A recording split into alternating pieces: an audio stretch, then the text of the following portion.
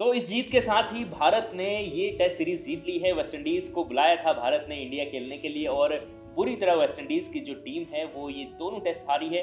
और ख़ास तौर पर इस टेस्ट मैच में एक बहुत अच्छी बात ये थी कि एक ऐसा मतलब एक वाक़या ऐसा सामने आया था जिसे देखकर सबने कहा कि वाक़ई में टीम इंडिया के जो प्लेयर हैं वो वाक़ई में बहुत कूल हैं और बहुत अच्छा खेलते हैं। ब्रायन लारा का एक वाक़या मैं आपको बताता हूँ कि उन्होंने यशस्वी जायसवाल से मुलाकात की थी और कहा था कि हमारे बैट्समैन को, हमारे बॉलर्स को कम कम मारना। तो इस पर भी बातचीत करेंगे और पूरे टेस्ट मैच में आज क्या-क्या हुआ और 2-0 से जो सीरीज जीत ली है टीम इंडिया ने, इसमें पूरे हाइलाइट्स क्या-क्या रहे हैं, बातचीत करेंगे। मेरे साथ देव सर हैं। देव सर, बहुत हम लोग लगातार चर्चा कर रहे थे कि टेस्ट मैच, हालांकि इंडिया की जो हम लोग लगातार जिस तरीके से बल्लेबाजी देख रहे हैं और पूरी टीम का हम लोग प्रदर्शन देख रहे हैं वो वेस्टइंडीज से तो बहुत बेहतर है। बाकी हम कह सकते हैं कि इस वक्त हम ऑस्ट्रेलिया या इंग्लैंड को भी बहुत अच्छी टक्कर देते हैं और कई बार हमने इंग्लैंड को भी इंडिया में तो खैर हरा ही लेते हैं। तो ये जो टेस्ट मैच है, आखिरी वाला टेस्ट मैच, इसे लेकर जो बड़ी हाइलाइट्स हैं थोड़ा दर्शकों को बताइए। देखिए, ये तो ऑलवेज एक्सपेक्टेड लाइंस पे था कि वेस्ट इंडीज़ को हम हराएंगे। इनफैक्ट वेस्ट इंडीज़ ने लास्ट टेस्ट मैच कोई 30 साल से भी ज़्यादा पहले जीता था ना, 1994 की बात है जब वेस्ट इंडीज़ ने टेस्ट मैच जीता था। तो ये कभी भी डाउट में नहीं था कि इंडिया ये टेस्ट सीरीज़ 2-0 से नहीं जीतेगी। But obviously second test match में अगर वेस्ट इंडीज़ की परफॉर्मेंस देखें तो काफ़ी इंप्रेसिव थी। मतलब एटलीस्ट एक फाइट तो पुटअप किया उन लोगों ने। पहले टेस्ट मैच में आपने देखा होगा कि मतलब दोनों पारियों में 200 रन भी नहीं बना पाए। तो इसमें भी ऐसा लग रहा था कि पहले इनिंग के बाद जब भारत ने 500 का टोटल खड़ा कर लिया, शुभमन गिल ने सेंचुरी मारी, यशस्वी जायसवाल ने सेंचुरी मारी, साई सुदर्शन चूक गए सेंचुरी मारने से 87। वो डिसअपॉइंटेड होंगे क्योंकि सेंचुरी उनके लिए प्लेटर पे थी मैं एक किस्म के। एक बार उन्होंने 500 रन का जो मतलब टोटल सेट कर लिया था, उसके बाद ऐसा लग रहा था कि मतलब 3 दिन या मैक्सिमम 4 दिन के अंदर मैच खत्म हो जाएगा। और पहले इनिंग्स में वेस्ट इंडीज़ को उन्होंने बोल आउट भी कर दिया 300 के अंडर में और ये डिसाइड किया कि फॉलो ऑन करेंगे। लेकिन फॉलो ऑन करवाने का जो डिसीजन था ये काफ़ी लोगों के लिए सरप्राइजिंग था, स्पेशली क्योंकि आप अगर देखें कि ऑलमोस्ट 25 ओवर उनके लास्ट 2 बैट्समैन ने, जो टेलेंडर्स थे खारी पियर और जेडन सील्स ने, पहले इनिंग्स में ऑलमोस्ट 25 ओवर के आसपास बैटिंग कर लिया था। तो ये थोड़ा सा सरप्राइजिंग डिसीजन था शुभमन गिल के लिए एंड उसी का फ़ायदा उठाया वेस्ट इंडीज़ ने। And for the first time 1974 के बाद 2 वेस्ट इंडीज़ बैट्समैन ने सेंचुरी मारी है एक ही इनिंग्स में, इंडिया के अगेंस्ट में। तो ऑब्वियसली एक अच्छा फाइट बैक हुआ। उसके बावजूद 2 सेंचुरी के बावजूद कल दोपहर को ऐसा लग रहा था कि मतलब स्टीम रोल कर जाएगी टीम इंडिया। एक बार जब शाई होप अपना सेंचुरी मार के आउट हो गए मोहम्मद सिराज की गेंद पे, तो ऐसा लग रहा था कि मतलब 6 विकेट उन्होंने गंवा दिए 40 रन के अंदर अंदर। एंड 311 पे 9 विकेट डाउन थे, सिर्फ 41 रन की लीड थी। तो ऐसा लग रहा था कि इजीली मैच ख़त्म हो जाएगा। बट उसके बाद भी 10वें विकेट के लिए काफ़ी अच्छी साझेदारी रही। जस्टिन ग्रीव्स ने काफ़ी इम्प्रेसिव 50 मारी और जेडन सील्स नंबर 11 बैट्समैन ने, उन्होंने भी 30 रन की पारी खेली और 72 रन की साझेदारी जो रही, उसी की वजह से मतलब 5वें दिन तक मैच गया था। अदरवाइज तो ये चौथे दिन पे ही खत्म हो जाता। 390 रन उन्होंने बनाए हैं वेस्ट बिल्कुल। इंडीज ने। जिस तरीके से हम देख रहे थे कि वेस्ट इंडीज की जो बल्लेबाजी है वो लगातार बिखरते नजर आ रही थी, लेकिन 390 का स्कोर करना ये बहुत एक उनके लिए बहुत अच्छा संकेत है। ये काफ़ी अच्छा संकेत है और स्पेशली सेकंड इनिंग्स में 390 का स्कोर करना। मैं आपको बताऊं कि पिछले ऑलमोस्ट 10 साल में कोई किसी भी टीम ने, चाहे वो ऑस्ट्रेलिया हो, इंग्लैंड हो, साउथ अफ्रीका हो, सेकंड इनिंग्स में कभी भी 300 रन इंडिया में नहीं बना पाए हैं। मतलब विराट कोहली की कैप्टनसी में तो ऐसे कभी भी नहीं हुआ है, रोहित शर्मा की कैप्टनसी में 1 या 2 बार शायद हुआ भी होगा।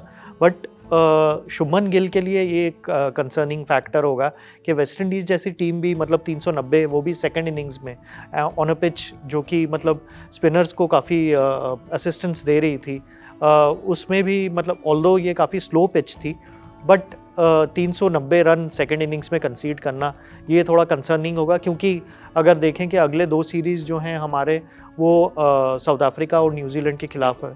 तो अगर हम इस पूरे सीरीज में की फैक्टर्स की बात करें तो टीम इंडिया की जीत के पीछे क्या फैक्टर रहे हैं? क्या अच्छा था टीम इंडिया ने इस बार, क्या बेहतर किया है और कहां पर चूक रही है? अगर कुछ गलतियां भी है, टीम इंडिया ने काफ़ी कुछ गलतियां भी की हैं, तो क्या था ऐसा? तो अगर मैं पॉजिटिव पॉइंट्स के बारे में बात करूं तो जैसे हमने इंग्लैंड सीरीज़ में देखा था, हमारे बल्लेबाजों ने काफ़ी अच्छी बैटिंग की थी। इनफैक्ट इंग्लैंड सीरीज़ में बल्लेबाजों की वजह से ही हम लोग 2 ऑल ड्रॉ करवा पाए थे। तो वही जो फॉर्म था वही हमने होम सीरीज़ में भी कैरी ऑन किया। शुभमन गिल ने एक 50 और एक सेंचुरी मारी इस सीरीज़ में। शुभमन गिल तो सेंसेशनल फॉर्म में है ही, मतलब ऑलमोस्ट इस साल में ऑलमोस्ट 1000 रन पूरे कर चुके हैं सिर्फ 7 ही टेस्ट मैचेस में। तो शुभमन गिल का बैटिंग फॉर्म काफ़ी इंप्रेसिव था। दूसरा मैं स्पेशली बताना चाहूँगा कि केएल राहुल का जो कंट्रीब्यूशन है at the top of the order, उन्होंने पहले अहमदाबाद टेस्ट में सेंचुरी मारी, इस टेस्ट में सेकंड इनिंग्स में 50 मारी। पहले इनिंग्स में भी काफ़ी इंप्रेसिव लग रहे थे, 30 रन पे काफ़ी अग्रेसिवली खेल रहे थे। तो ऐसा लग रहा था कि शायद इस पहले इनिंग्स में भी सेंचुरी मार लें। तो केएल राहुल की बैटिंग भी बहुत इंप्रेसिव रही है। इस टेस्ट मैच में यशस्वी जायसवाल ने, जैसे आपने कहा, ब्रायन लारा खुद उनके पास जाके उनको रिक्वेस्ट किया था कि हमारे बॉलर्स पे थोड़ा कृपा रखें। तो 175 रन उन्होंने मारे एंड वो भी डिसअपॉइंटिंग रहा होगा उनके लिए कि शुभमन गिल के साथ एक कंफ्यूजन की वजह से जायसवाल का बैट भी टूट गया था, मुझे लग रहा है। जायसवाल का बैट टूट गया था और थोड़ा सा कंट्रोवर्सी भी हुआ था क्योंकि कई हमारे दर्शकों को ऐसा लगा था कि शायद Shubman Gill should have responded, उनका जो कॉल था, एंड एक डबल सेंचुरी हो सकती थी और इवन एक ट्रिपल सेंचुरी हो सकती थी यशस्वी जायसवाल के बल्ले से। तो ये एक थोड़ा कंट्रोवर्शियल मैं कहना चाहूँगा, बट इस तरह की इश्यूज होते हैं रनिंग बिटवीन द विकेट्स में। ये कोई नई चीज़ नहीं है। उसके अलावा आई थिंक एक area of concern I think India के लिए रहेगा कि वेस्ट इंडीज़ बैट्समैन ने मतलब स्पिनर्स को काफ़ी अच्छे तरह से खेल लिया। मतलब रविचंद्रन अश्विन के बाद एक वो लीडिंग स्पिनर हमें नज़र नहीं आ रहे हैं। ऑल्दो वो मेंटोर का रोल रविंद्र जडेजा प्ले करने की कोशिश बहुत बखूबी कोशिश कर रहे हैं। उन्होंने काफ़ी इंप्रेसिव सेंचुरी भी मारी थी अहमदाबाद में और विकेट्स भी लिए, पहले इनिंग्स में भी लिए और अहमदाबाद के सेकंड इनिंग्स में भी लिए। बट एक वो मेंटोर और एक लीड बॉलर जो होता है, आप जसप्रीत बुमराह से वो लीड बॉलर का रोल एक्सपेक्ट नहीं कर सकते हैं होम टेस्ट मैचेस में, क्योंकि मुझे लगता नहीं कि उनको इतने, उनके वर्कलोड को देखते हुए इतने ओवर्स या इतना बड़ा रोल उनको दिया जाएगा साउथ अफ्रीका के अगेंस्ट में सीरीज़ में। उनको ऑलरेडी रेस्ट कर लिया गया है। अगला जो ऑस्ट्रेलिया के अगेंस्ट जो ODI एंड T20 सीरीज़ होने वाला है, तो मुझे लगता है कि रविंद्र जडेजा या कुलदीप यादव को स्टेप अप करना पड़ेगा, जो एक लीड स्पिनर का जो रोल है, जो रविचंद्रन अश्विन के जाने के बाद जो खाली हो गया है, उसको पूरा करने के लिए। इसके अलावा आई थिंक नीतीश कुमार रेड्डी को आप ऑलराउंडर के हिसाब से खिला रहे हो, बट उन्होंने सिर्फ 4 ही ओवर बॉल किए पूरी सीरीज़ में, जो कि बहुत ही सरप्राइजिंग था मेरे लिए कि वेस्ट इंडीज़ जैसी टीम के अगेंस्ट सिर्फ 4 ही ओवर डाल रहे हैं। एक बहुत अच्छी अपॉर्चुनिटी थी आई थिंक शुभमन गिल और कोच गौतम गंभीर के लिए कि नीतीश कुमार रेड्डी की परफॉर्मेंस या नीतीश कुमार रेड्डी का मतलब क्या कर सकते हैं वो, looking at the future series, उनको बॉलिंग को ज़्यादा यूटिलाइज करवाना चाहिए था।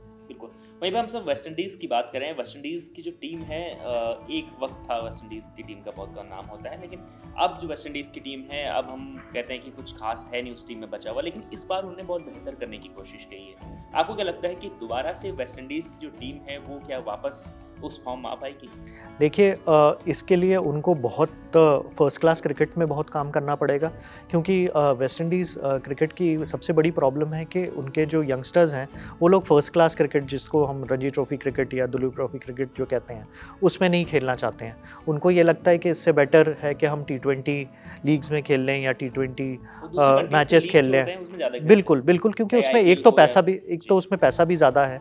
मैं आपको बताऊं कि वेस्ट इंडीज़ के दिग्गज प्लेयर हैं, आप Brian Lara, Richie Richardson, Viv Richards, ये लोग स्पेशली इंडिया इस सीरीज़ के दौरान इंडिया आए हैं ताकि वो मतलब इंडिया के डिफरेंट कंपनीज़ में, डिफरेंट शहरों में जाके बात कर सकें, ताकि स्पॉन्सरशिप आ सके वेस्ट इंडीज़ क्रिकेट में, ताकि मतलब वो डोमेस्टिक क्रिकेट में भी अगर कोई खेल रहा है तो इनफ उनको पैसा मिल सके, इनफ इनको अपॉर्चुनिटीज़ मिल सके कि ताकि वो मतलब टेस्ट क्रिकेट ओवरनाइट कोई डेवलप नहीं हो सकता है। और दूसरा, उनको ज़्यादा से ज़्यादा टेस्ट मैचेस खेलने पड़ेंगे। अब देखिए, इस टेस्ट मैच में अच्छा परफॉर्मेंस किया, लेकिन अगले 3 या 4 महीने तक उनका कोई टेस्ट सीरीज़ नहीं है, तो वो परफॉर्मेंस पे इम्प्रूव करने का उनके पास कोई अपॉर्चुनिटी नहीं है।